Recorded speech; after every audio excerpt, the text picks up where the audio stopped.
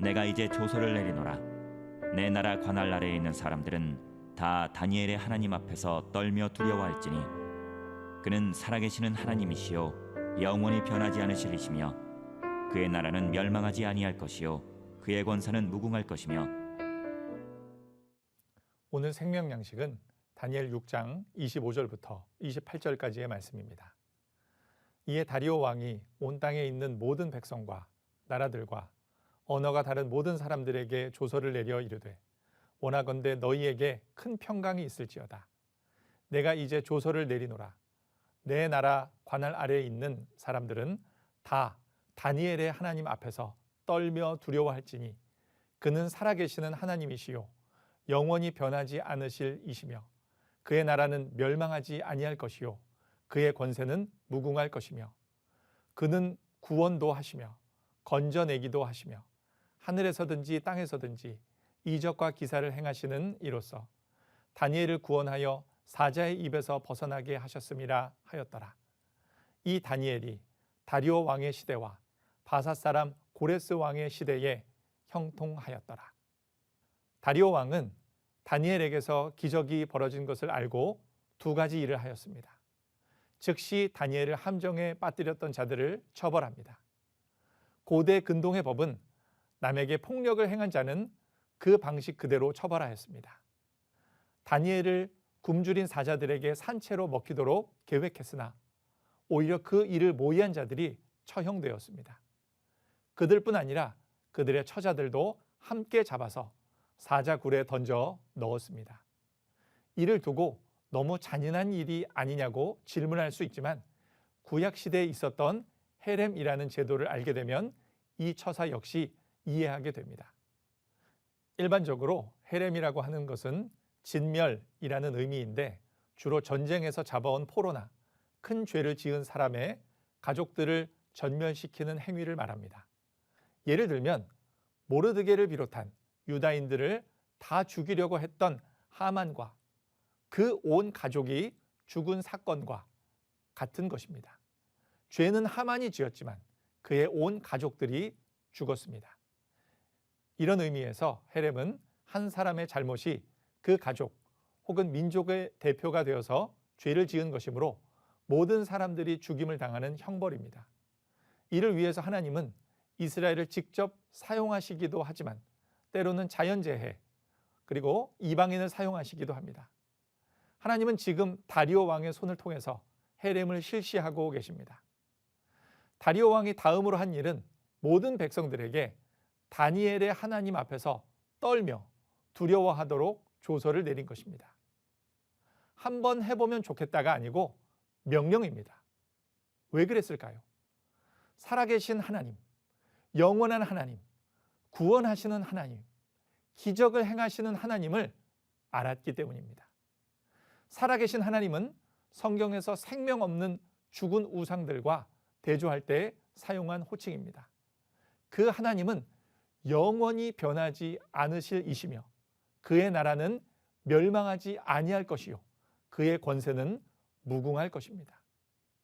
하나님께서는 그 권세로 다니엘을 구원하여 사자의 입에서 벗어나게 하셨습니다. 다리오 왕은 다니엘을 구하고자 하루 종일 애를 썼지만 자기 왕권으로 할 수 없었습니다. 오직 이적과 기사를 행하시는 하나님만이 다니엘을 구원하셨습니다. 이 고백은 다니엘이 해야 할 것 같은데 다리오 왕이 하였습니다. 왕은 조서에서 다니엘을 높이지 않습니다. 왕이 스포트라이트를 비춘 것은 다니엘의 하나님입니다. 다니엘은 태양빛을 반사하는 달과 같은 역할을 했을 뿐입니다. 어떻게 이방 왕이 하나님을 알고 그분을 전하게 되었을까요? 함께 일하는 다니엘과 같은 동료 때문이었습니다. 다니엘이 다리오에게 전한 것은 말뿐만이 아니라 그의 삶이었습니다. 그의 일상생활이 하나님이 누구이신가를 아는 빛을 왕에게 비추었던 것이었습니다. 다리오 왕은 다니엘을 사자굴에 넣기 전에 내가 항상 섬기는 너의 하나님이 너를 구원하시리라고 희망사항을 말했습니다. 왕은 다니엘의 평소 신앙생활을 잘 알고 있었습니다. 그분이 능력이 있다고 하니 혹시 너를 구원해 주면 좋겠다고 했는데 믿지는 못했습니다. 기적을 목격한 다리오 왕은 이제 하나님을 확실히 믿게 되었습니다. 이 사건 이후 다니엘은 페르시아의 초대왕 고레스가 등극할 때까지 형통한 복을 받았습니다. 하나님은 이방인 왕을 통해서 다니엘의 원수들을 심판하셨습니다. 그것은 이방인이라고 할지라도 하나님의 통치와 섭리 아래 있기 때문이었습니다.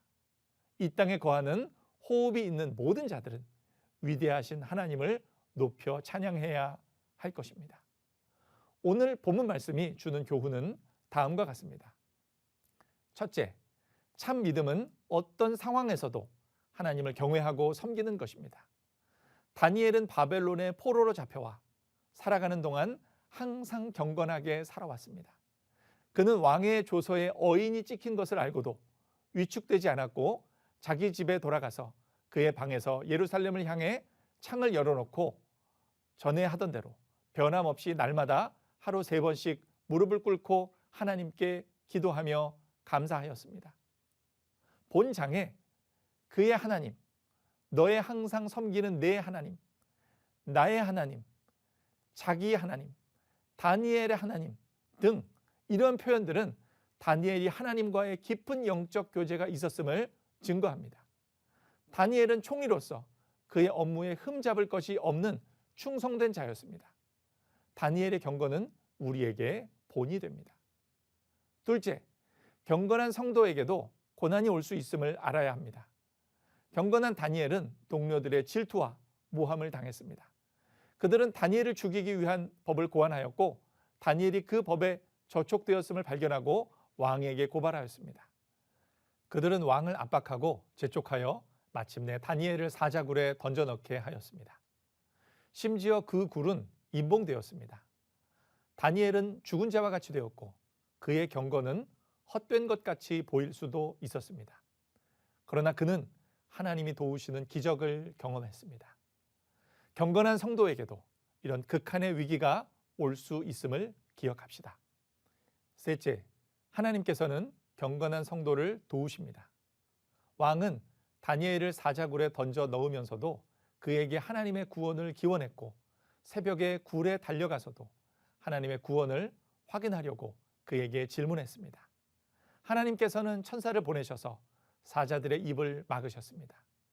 다니엘은 기적적으로 구원을 얻게 되었습니다. 또한 왕은 조서를 내려 다니엘의 하나님을 찬송하며 증거하였고 그것은 하나님께 큰 영광이 되었습니다. 다니엘과 같은 경건한 성도는 위기 속에서도 형통하며 주권적 섭리자이신 하나님의 도우심을 얻게 되는 것입니다.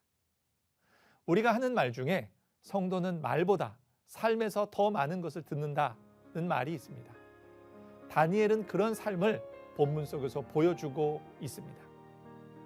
우리 모두 능력 있는 삶보다 더 좋은 전도가 없다는 사실을 다니엘에게서 배우는 오늘 하루이기를 소망합니다.